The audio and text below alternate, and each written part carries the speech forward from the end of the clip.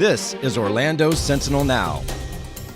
Hello and welcome. It's Thursday, February 10th, and this is Orlando Sentinel Now. Today, we're talking about tougher fertilizer restrictions in Orange County, plus the 50-year legacy of a Central Florida artist. I'm your host, Joe Mario Pedersen, and joining me today, I have Orange County government reporter Steve Hudak and Things to Do reporter Patrick Connolly.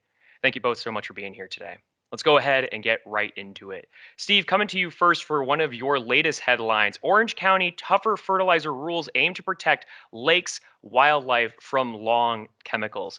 Now, Steve, you covered a recent meeting here. I believe it was a 3-hour meeting in which there was a unanimous agreement to instill these restrictions. Can you tell us about what kind of rules we might be seeing in Orange County?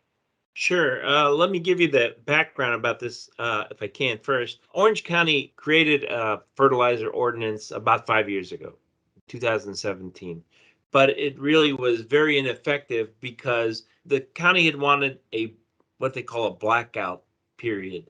And that is the summer months from June 1st till September 30th, where you can't fertilize with products that have nitrogen and phosphorus because that's a heavy rain period. And that phosphorus, nitrogen tends to wash down into our storm sewers or carry this stuff right out into our lakes and rivers.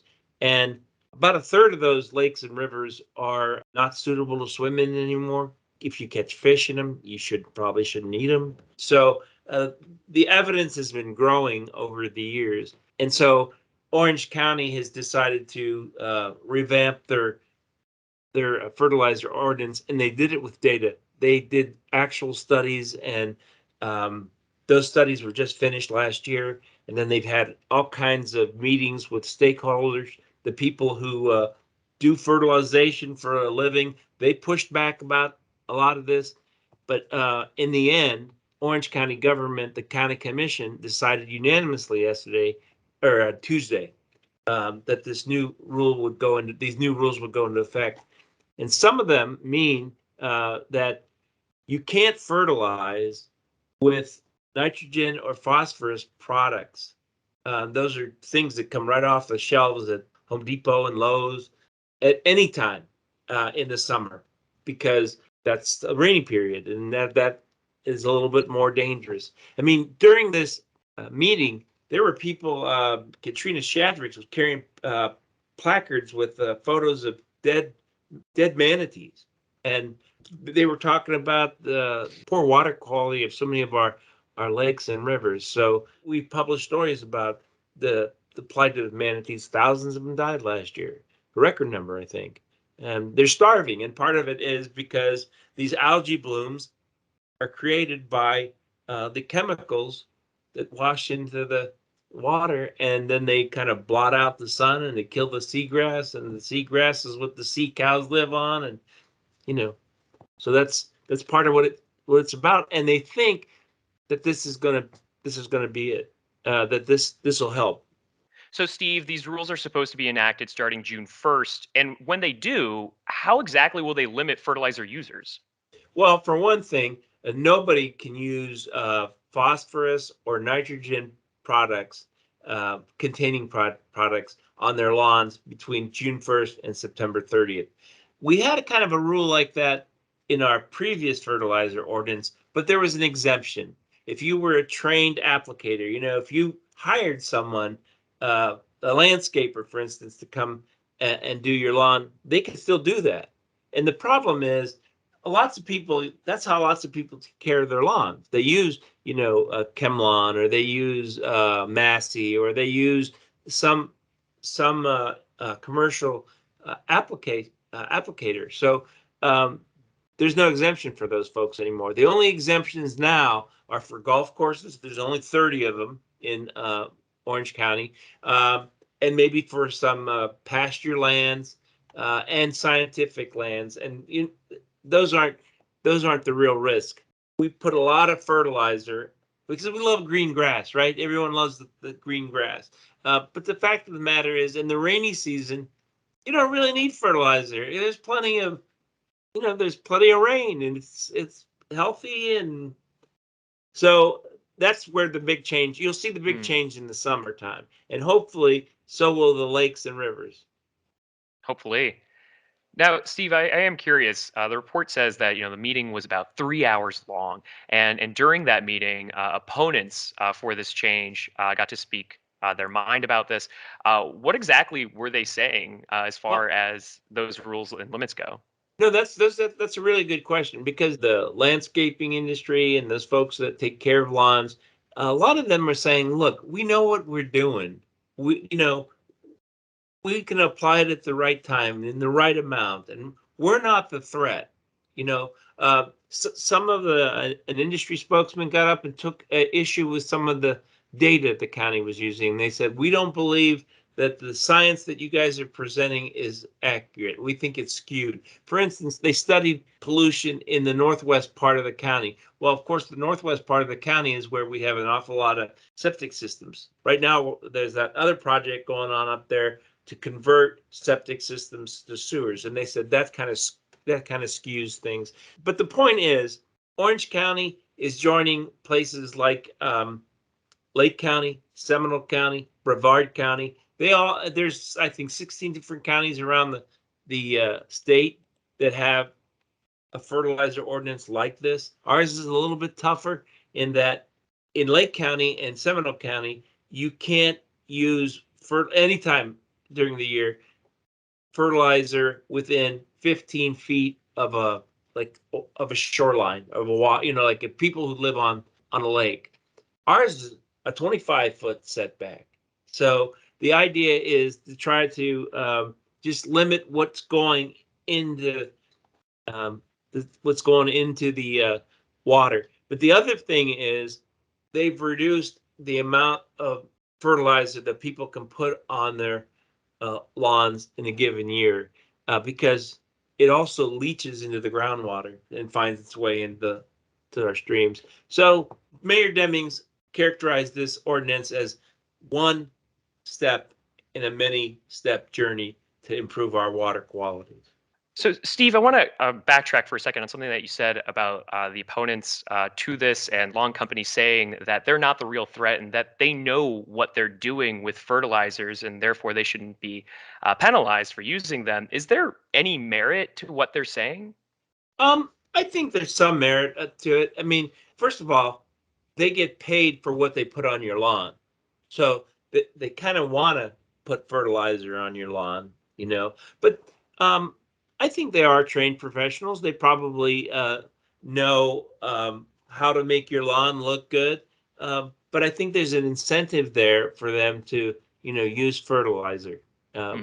I know I live in an apartment now, but when I lived in a house, you know, we had uh, we had a lawn service for a while, and then I tried to take care of it, and it was significantly different when I took care of it. It was much cheaper, but also much browner. Now, except in the rainy season, like in the summertime, it was nice and green. So I do think there's merit in what they say, but I think there's more merit in what we see. We are dragging dead manatees out of the Indian River Lagoon. We can't swim in Lake Conway. There are things like that's like practical evidence right in front of you, and that's what the county commissioners were faced with when they voted. Really interesting story, Steve. If you're all interested in finding out more, you can take a look at Steve's work right now at orlandosentinel.com. Steve, thanks a lot. Thank you. All right, Patrick, I want to move on to you now for one of your latest, in which you got to go to Solomon's Castle, which it's been 50 years since the castle originally opened with spectacular art. And I wanted to ask you about the mind behind that art, really the nuts and bolts here of your story, and that's Howard Solomon. Can you tell us about who that was and who was he to Central Florida? So Solomon's Castle, it sits in Ona, Florida, which is just south of Wachula. It's a little bit east of Sarasota and a little west of Sebring, which might seem like it's in the middle of nowhere. They like to say it's in the middle of everything because you get there from Tampa or Naples, really make a day of it.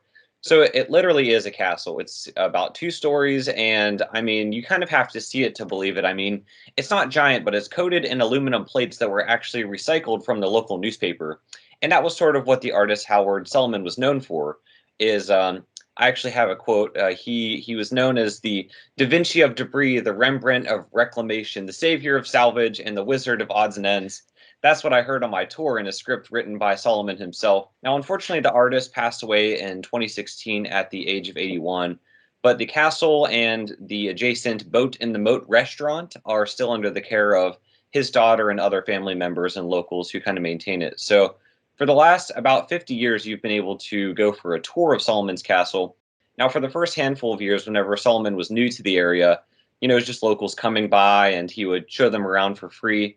And eventually they started charging for the tours. But tours in some form there have been going on for about 50 years. And even though Howard Solomon, the man himself, is no longer around, his legacy sort of lives on through his art and everything that people can see at the castle that he also built. Can you tell us about some of that art? Like, how exactly would you characterize Solomon's style? Well, I feel like I would have loved to have met this man because, I mean, his daughter Elaine had nothing but good things to say about him. Of course, he was the best father, and everyone knows him as this amazing artist, too. He actually started as a cabinet maker. He was born in New York.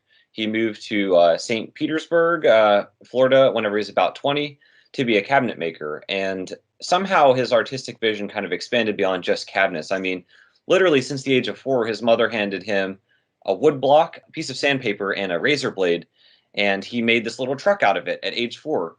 So he was always kind of had this vision and this talent, and sort of transformed that into ultimately building an estimated more than 800 pieces throughout his lifetime, which is pretty incredible whenever you see these metal sculptures, very quirky, again made of reused, oil cans and rebar and washers and beer cans and wood and you name it. I mean, literally whatever he could find, he would turn it into something that was art.